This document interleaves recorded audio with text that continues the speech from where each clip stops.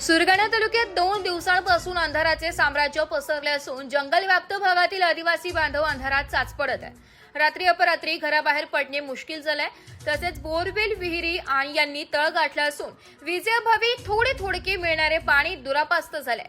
पाण्याच्या शोधार्थ नागरिकांना वणवण भटकंती करत जंगलातील वन्यजीवांच्या पाणपाठांवर माणसांचीच पाण्यासाठी अतिक्रमण केले सारखी परिस्थिती तालुक्यात निर्माण झाली आहे। आकाश ढगाळलेले आहे, तसेच उन्हाची तीव्रता जास्त असल्याने रात्री हवेत गारवा निर्माण होत असल्याने रस्त्यावर सरपटणारे प्राण्यांचा वावर वाढलाय।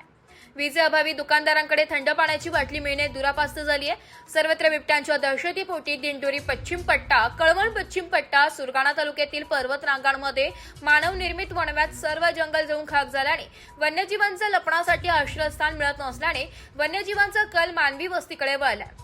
विजेअभावी पाण्यासाठी दाही दिशा भटकंती करण्याची वेळ नागरिकांवर आली आहे। वीज नसल्याने विद्यार्थी शाळेचे प्रवेशासाठी लागणारे ऑनलाईन दाखले देखील मिळत नाही। त्यामुळे विद्यार्थ्यांना सायबर कॅफेमध्ये चक्रा माराव्या लागत असल्याने आर्थिक भुर्दंड सहन करावा लागतोय। वीज पुरवठा खंडित झाल्याने जनजीवनावर गंभीर परिणाम झालाय। रात्री 11 वाजेपर्यंत वीज पुरवठा खंडित झालाय। सर्वत्र तालुक्यात अंधाराचं साम्राज्य पसरल्याने विंचू काट्यांची भीतीमुळे नागरिक जीव मुठी धरून फिरावे लागत आहे। त्यामुळे कधी फिटणार अंधाराचे जाळे, होणार मोकळे आकाश असे म्हणण्याची वेळ नागरिकांवर आली आहे। वीज नसल्याने वातावरणात उष्णता वाढल्याने गंभीर समस्यांना सामोरे जावे लागत आहे। वीज वितरण कार्यालयाने तात्काळ समस्या सोडवण्याची मागणी नागरिकांनी केली आहे।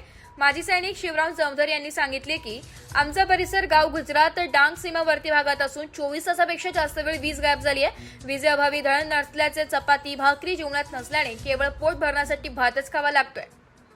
एस मराठी न्यूज साठी तालुका प्रतिनिधी रतन चौधरी, सुरगाणा।